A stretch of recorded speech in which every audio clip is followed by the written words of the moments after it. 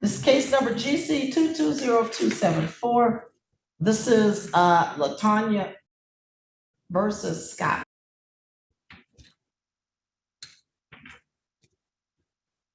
And may we have appearance on the record for the defense?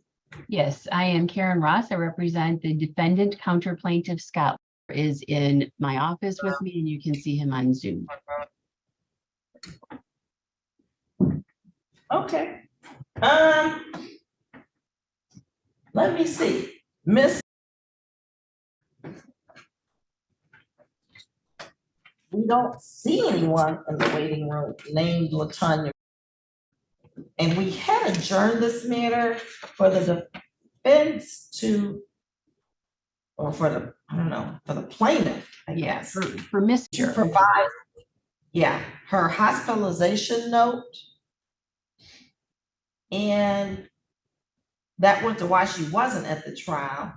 And then what was the meritorious defense? So let me see if she's any of these people here. We do have something that came in today from a discharge note from Providence Hospital for LaTanya. So we got that. I did not receive that, Your Honor.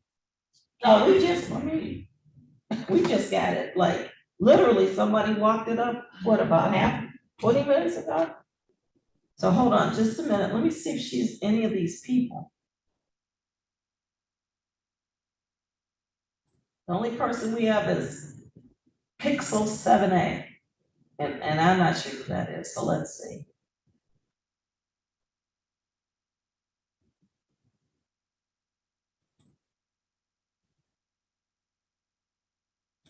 Person here by the name of Pixel 7A. Pixel 7A, can you hear us? The telephone is named Pixel 7A. Let's see who we have on the remaining docket.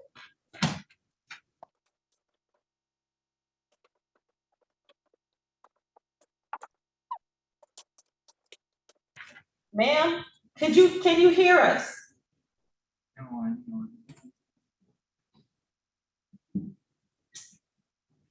We can't hear you.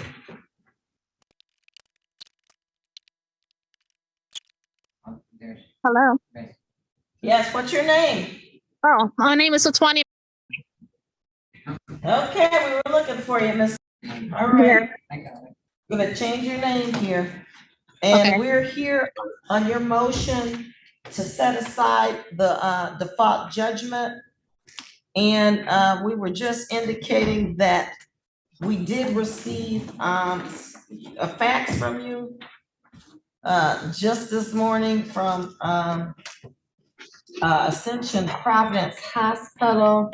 This was to be regarding why you weren't able to come to the trial date. Let's see. And I'm trying to figure what the trial date was. Let's see. That all occurred back on June the 15th. So this discharge summary says that she was discharged on June the 16th.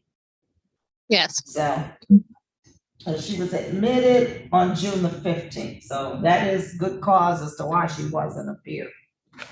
That she didn't appear. I know counsel did not see the notice, but clearly I just read it into the record. So and so then you were also going to supplement your motion to tell us what your meritorious defense was. Yes, Your Honor. Yes. According to the defendant, Scott and his attorney Karen Roth submitted a counter complaint to the court. It says here on the second page of the counter complaint that was submitted into evidence January 25th, 2022, is received by the 46th District Court. Okay, if we can go to the number 8, where it states here on September 28th, 2021, contract was for the installation of 4-inch PVC line to connect to the property to the sewer system, and install and connect a sump pump and crush the old septic tank. That alone, they're suing for the amount of a complete job. We're here for a breach of contract. That the septic tank was never installed nor connected. The sump pump was never connected or installed. That was included in the original contract that Scott Warner breached. And for that, he's claiming the $16,500 and $16,500 for to be awarded to him, which is it's not correct. That amount is not correct because he didn't finish the job. Okay. And if given a chance to take this to trial, it's stated here in his in their counter complaint that this was something that was part of the contract. This is why we got the price of the contract, and he should not be awarded something that for a price that he didn't complete. Okay. All right. So I'll let counsel make whatever statement she wants as to the good cause and the meritorious defense.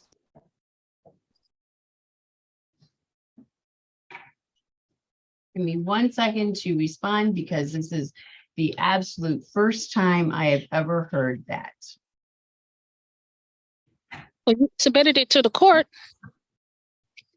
That's the first time I've ever heard you say that was something that wasn't done. The contract says, hold on. Didn't she file an answer to the counter complaint? I believe she did. No, I did not. She denied it. She did deny it, so. Right here. For sewer, sump pump. Sewer. No, Your Honor, she's misrepresenting what the proposal is for, what the contract is for.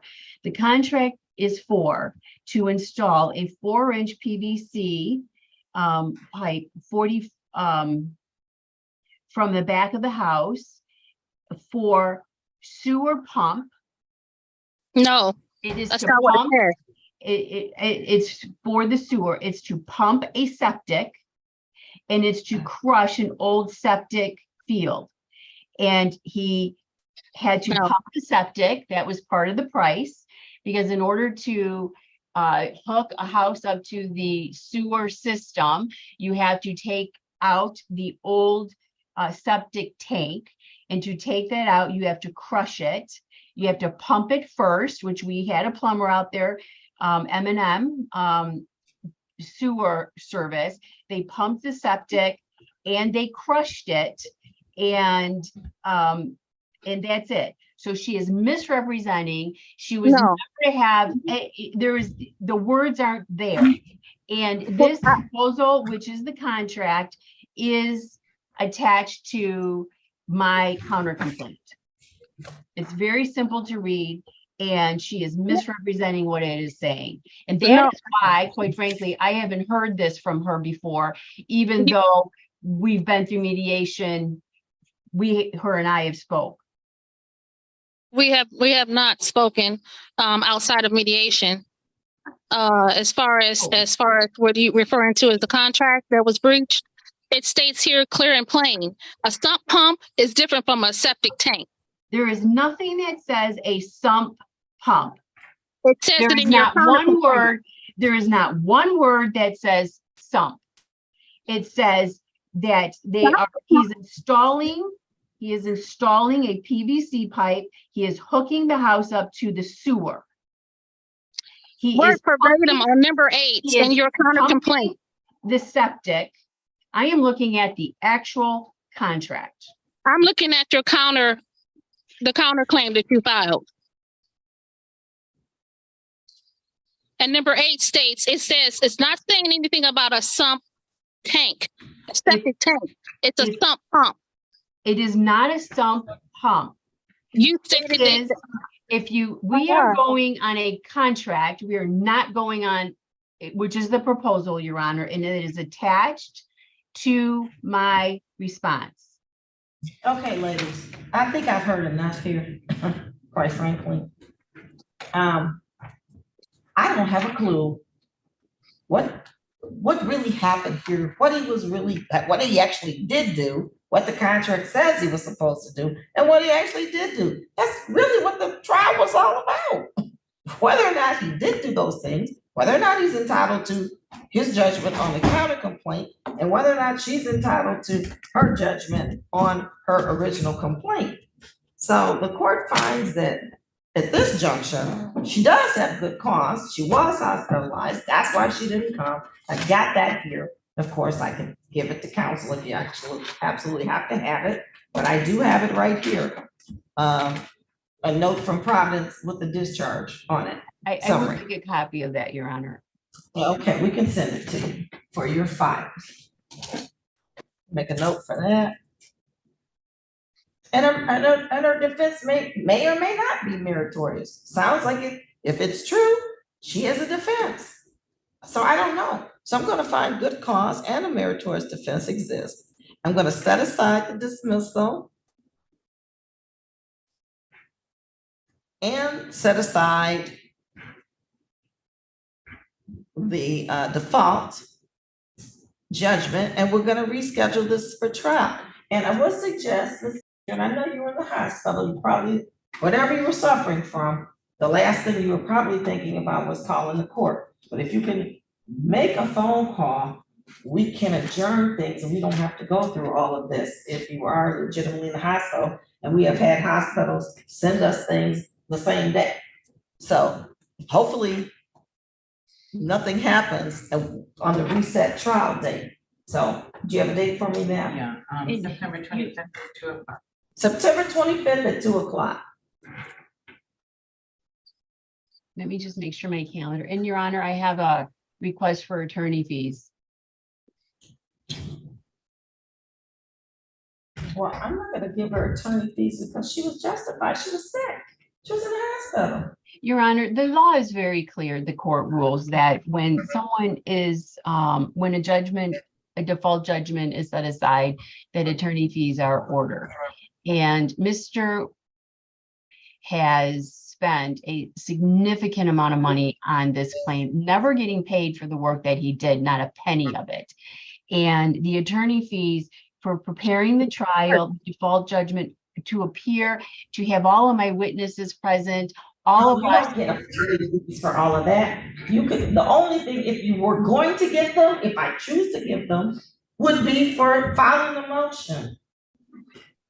We're setting aside this motion and being at the court in front of you the last time and responding, Your Honor. That was the $900. That was 3 hours. We waited 2 hours in the Zoom room. I'm sorry, an hour in the Zoom room and 2 hours to prepare my answer. And so that is $900 to answer and appear for that. And then we have it again today. And had Ms. provided the documents she represented she had provided, then we wouldn't be here again today. And so Mr. the cost to him is significant for all of this. And we're asking for attorney fees in the court order. The court rules allow for that. What do you want to say, Ms.? Your Honor, I disagree with that. I was in the hospital incapacitated to make any type of communications at all. I mean, I was as far as attorney fees, his the judgment is not even in place yet. I mean, for her to get paid for something that he has not even been found to be worthy of is ludicrous. And Your Honor, that isn't an inadequate response. The fact is, Okay. MCR 2.603D. I know what it says, and let me tell you what it says. It says an order setting aside a default judgment must be conditioned on the defaulted party paying the taxable costs, not attorney fees, but taxable costs incurred by the other party in reliance on the default or default judgment, except as prescribed in 2.625D. The order may also impose other conditions the court deems proper, including a reasonable attorney fee. I am not going to impose an attorney fee when I have verification that the person was incapacitated in a hospital. If you want taxable costs, it says I must give you that. So what costs were associated with this? Did you have to pay some kind of filing fee or motion fee? You give you that. Okay, that's just insulting. It was a postage Well, that's what the to rule mail it to the says. court. The court rule says may for attorney fees. I've appeared twice on this motion already, and Mr. spent significant thousands of dollars preparing for trial, and we were in your courtroom waiting for the trial to occur with nothing from Ms. Your Honor, please do as you're going to, but it's just insulting at this point. Well, the rule says I must do. It doesn't say I must give you an attorney fee. I can do what's just and reasonable, and I'm not gonna penalize somebody for being sick. I wouldn't do it if you were here and you were sick, counsel, and somebody asked me to assess something against you. I'm just not gonna do that. Now, if there was some other set of facts surrounding her non-appearance, yes, I might have given you an attorney fee, but not on this set of facts. I'm not gonna do that. Now, if you don't want any costs, and if you had a $20 motion fee or something else, of course, the rule says I must give that. But if that's, really not sufficient, then we'll just go ahead and set it aside without any cost. And you said it's And we'll go 7. ahead and we'll The go ahead trial and date reset it for September 25th at 2, at 2. if that's good for both parties. Yes, Your Honor. That is fine with my schedule, Your Honor. All right, now, let me say this, Ms. Please be here in person September 25th at 2 o'clock. If there is something going on, and let's hope there isn't, you need to contact us that day and let us know what it is and provide any proof of it if there is proof to be had. Otherwise, we'll see you on that date. Yes, Okay? Your Honor. Thank you. And Your All Honor, right. please send me, Yeah. please send for my file. I will send you a copy of the note. I will send you that. I can't show it to you because you probably won't be able to see it through my camera, but do you Yeah, see that? Yes, I do, but please send it for my file. I'll send it to you. Okay, Thank you. all right, Thank you. all right. Take care. We'll see you back in September, both parties. Okay. Mhm.